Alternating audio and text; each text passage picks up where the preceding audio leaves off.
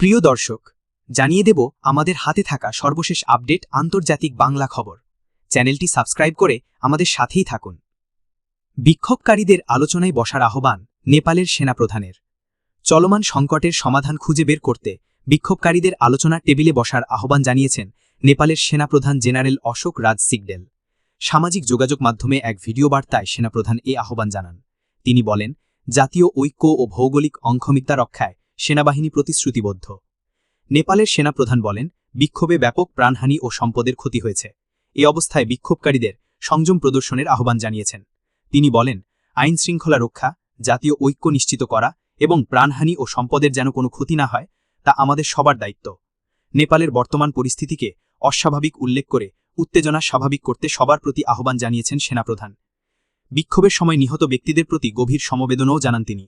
বেশ কয়েকটি সামাজিক যোগাযোগ মাধ্যমের ওপর নিষেধাজ্ঞা আরোপের প্রতিবাদে এবং সরকারের দুর্নীতি ও অব্যবস্থাপনার বিরুদ্ধে বিক্ষোভ জানাতে গতকাল সোমবার নেপালের হাজার হাজার মানুষ রাজধানী কাঠমান্ডু সহ সারা দেশে রাজপথে নেমে আসেন। বিক্ষোভ দমনে কঠোর হয় সরকার। বিক্ষোভকারীদের লক্ষ্য করে গুলি চলে। আইন শৃঙ্খলা রক্ষাকারী বাহিনীর সঙ্গে সংঘর্ষে ১৯ জন নিহত হন। আহত হন আরও কয়েকশো বিক্ষোভকারী। এ অবস্থায় দেশের পরিস্থিতি দ্রুতই সরকারের নিয়ন্ত্রণের বাইরে চলে যায়। সামাজিক যোগাযোগ মাধ্যমের উপর নিষেধাজ্ঞা দেওয়ার প্রতিবাদে জাতীয় পতাকা হাতে নেপালের পার্লামেন্ট ভবনের বাইরে সমবেত হয়েছেন বিক্ষোভকারীরা। কাঠমান্ডু, নেপাল, ৮ সেপ্টেম্বর ২০২৫। বিক্ষোভের মুখে আজ মঙ্গলবার পদত্যাগ করেন নেপালের প্রধানমন্ত্রী কেপি শর্মা ওলি।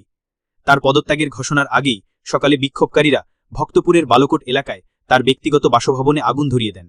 এছাড়া পার্লামেন্ট, প্রেসিডেন্ট ভবন সহ বিভিন্ন সরকারি ভবন ও স্থাপনায় ভাঙচুর ও অগ্নিসংযোগ করেন বিক্ষোভকারীরা। এবার জানিয়ে দেব, সহিংসতা না থামলে রাত ১০টার পর নেপালের নিয়ন্ত্রণ নিবে সেনাবাহিনী। নেপালে চলমান সহিংস বিক্ষোভ নিয়ন্ত্রণে নিতে কড়া অবস্থান নিয়েছে দেশটির সেনাবাহিনী। মঙ্গলবার ৯ সেপ্টেম্বর রাতে সেনাবাহিনীর মুখপত্র ব্রিগেডিয়ার জেনারেল রাজারাম বসনেত এক বিবৃতিতে জানান, যদি সহিংস কর্মকাণ্ড, লুটপাট ও অগ্নিসংযোগ স্থানীয় সময় রাত ১০টার মধ্যে না থামে তবে সেনা ও সব নিরাপত্তা সংস্থা সরাসরি ব্যবস্থা নেবে। বিবৃতিতে বলা হয়, কিছু গোষ্ঠী বর্তমান সংকটকে কাজে লাগিয়ে সাধারণ নাগরিক ও সরকারি বেসরকারি সম্পত্তির ক্ষতি করছে, লুটপাট চালাচ্ছে এবং অগ্নিসংযোগ ঘটাচ্ছে। এসব বন্ধ না হলে কঠোর পদক্ষেপ নেওয়া হবে। একই সঙ্গে লুট হওয়া অস্ত্রশস্ত্র রাত ১০টার মধ্যে ফেরত দেওয়ার আলটিমেটামও দেওয়া হয়েছে। এর আগে সন্ধ্যায় সেনাপ্রধান অশোক রাজ সিগডেল জাতির উদ্দেশ্যে ভাষণ দেন। তিনি তরুণ বিক্ষোভকারীদের সহিংসতা থেকে সরে এসে আলোচনায় বসার আহ্বান জানান। এদিকে স্থানীয় গণমাধ্যম জানিয়েছে, সামাজিক যোগাযোগ মাধ্যম বন্ধ থাকায় আন্দোলন আরও উত্তপ্ত হয়ে উঠেছে। সেনাবাহিনীর কঠোর অবস্থান রাজনৈতিক সংকটকে আরও জটিল করে তুলতে পারে বলেও আশঙ্কা করা হচ্ছে। এদিকে ৪ বছরে দক্ষিণ এশিয়ার ৩ দেশে গণরোষে ক্ষমতাবদল। ৪ বছরের মধ্যে দক্ষিণ এশিয়ার ৩ দেশে গণ আন্দোলনের জেরে ক্ষমতাবদল হল। কলম্বো ও ঢাকার পর এবার কাঠমান্ডুও দেখল একই ছবি। তফাৎটা শুধু পতাকার রং আর স্লোগানে। ২০২২ সালে জুলাই মাসে আর্থিক মন্দায় জর্জরিত শ্রীলঙ্কায় বিক্ষুব্ধ জনগণ প্রেসিডেন্ট গোতাবায়া রাজাপক্ষে ও প্রধানমন্ত্রী রনিল বিক্রমাসিংহের সরকারি বাসভবনের দখল নিয়েছিল। ২০২৪ সালের জুলাই মাসে বাংলাদেশের কোটা সংস্কার আন্দোলন রূপ নিয়েছিল ১.৫ দশকের শাসক দল আওয়ামী লীগ বিরোধী বিক্ষোভে।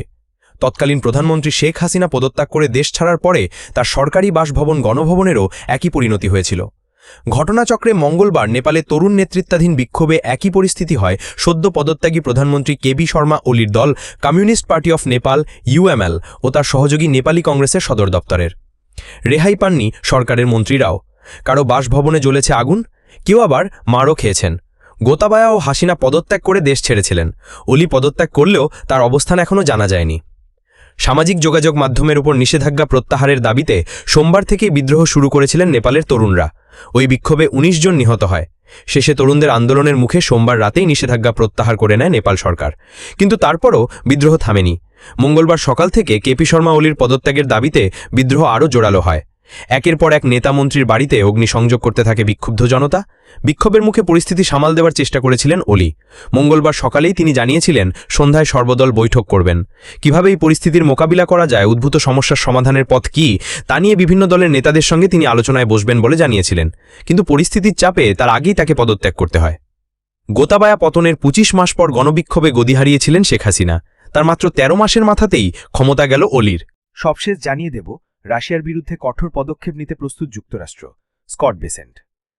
মার্কিন অর্থমন্ত্রী স্কট বেসেন্ট জানিয়েছেন ইউক্রেন ইস্যুতে রাশিয়ার বিরুদ্ধে কঠোর পদক্ষেপ নিতে প্রস্তুত যুক্তরাষ্ট্র, তবে এজন্য ইউরোপের পূর্ণ সহযোগিতা জরুরি।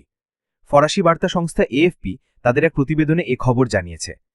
খবরে বলা হয়, সোমবার ইউরোপীয় ইউনিয়নের নিষেধাজ্ঞা বিষয়ক বিশেষ দূতের সঙ্গে বৈঠকের পর তিনি এই কথা বলেন। এএফপি জানায়, ইউর কর্মকর্তাদের উদ্ধৃতি দিয়ে খবরে বলা হয়, সোমবার ও মঙ্গলবার ওয়াশিংটনে যুক্তরাষ্ট্র ও ইউরোপীয় ইউনিয়নের প্রতিনিধিদের মধ্যে বৈঠক হচ্ছে। আলোচনায় মূলত মস্কোর উপর নিষেধাজ্ঞা জোরদার ও সমন্বয় বাড়ানোর বিষয়টি গুরুত্ব পাচ্ছে। ইউএন নিষেধাজ্ঞা বিষয়ক বিশেষ দূত ডেভিড সালিভান এই বৈঠকে ইউরোপীয় প্রতিনিধি দলের নেতৃত্ব দেন। রাশিয়া যাতে নিষেধাজ্ঞা এড়িয়ে যেতে না পারে সে বিষয়ে বিশ্বব্যাপী কূটনৈতিক তৎপরতায় নেতৃত্ব দিচ্ছেন তিনি। সোমবারের বৈঠকের পর বেসেন্ট এক্সে লিখেছেন, প্রেসিডেন্ট ডোনাল্ড ট্রাম্পের মস্কো ও কিয়েভের মধ্যে শান্তি আলোচনায় সহায়তার কৌশলের অংশ হিসেবে সব ধরনের বিকল্পই বিবেচনায় রয়েছে। তিনি আরও বলেন, যেভাবে এতদিন চলেছে তা কার্যকর হয়নি। আমরা রাশিয়ার বিরুদ্ধে কঠোর পদক্ষেপ নিতে প্রস্তুত, তবে সফলতার জন্য আমাদের ইউরোপীয় অংশীদারদের পূর্ণ সহযোগিতা জরুরি। বেসেন্ট জোর দেন, ইউক্রেনে যুদ্ধ বন্ধ করার বিষয়ে যুক্তরাষ্ট্র ও ইউরোপীয় ইউনিয়ন একমত। একটি সূত্র এফপিকে জানায়, সোমবারের বৈঠকটি প্রায় 2 ঘণ্টা সময় ধরে চলেছে এবং এতে প্রভাব্য অর্থনৈতিক নিষেধাজ্ঞা ও শুল্ক ব্যবস্থা নিয়ে আলোচনা হয়। নাম প্রকাশে অনিচ্ছুক সূত্রটি জানায়, বৈঠকে ট্রেজারি বিভাগ, হোয়াইট হাউস, পররাষ্ট্র দপ্তর ও মার্কিন বাণিজ্য প্রতিনিধি অফিসের কর্মকর্তারা উপস্থিত ছিলেন। বেসেন্টের সঙ্গে ছিলেন ট্রেজারির সন্ত্রাসবাদ ও আর্থিক গোয়েন্দা বিষয়ক আন্ডার সেক্রেটারি জন হার্লে।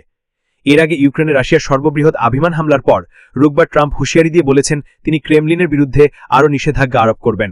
ট্রাম্প হুমকি দেন, যারা রাশিয়ার তেল কিনবে তাদের শাস্তি দেওয়া হবে, যাতে প্রেসিডেন্ট ভ্লাদিমির পুতিনের যুদ্ধের অর্থের অন্যতম প্রধান উৎস বন্ধ হয়ে যায়। তবে এখনও পর্যন্ত তিনি কেবল ভারতকে দ্বিতীয় পর্যায়ে নিষেধাজ্ঞার আওতায় এনেছেন। অন্যদিকে ইইউ রাশিয়ার বিরুদ্ধে নতুন 1 দফা নিষেধাজ্ঞার প্রস্তুতি নিচ্ছে। 2022 সালের হামলার পর থেকে 19তম দফায় নিষেধাজ্ঞা। ইইউ জানায়, এর মধ্যে রাশিয়াকে শাস্তি এড়িয়ে যেতে সহায়তা করা দেশগুলোর বিরুদ্ধেও আরও সেকেন্ডারি নিষেধাজ্ঞা অন্তর্ভুক্ত করা উচিত। সোমবার ইকোনমিকরা জানান, নতুন এই নিষেধাজ্ঞার প্রস্তাবে রুশ তেল জায়ান্ট লুকোয়েলকে টার্গেট করার জন্য জার্মানি ও ফ্রান্স চাপ দিচ্ছে।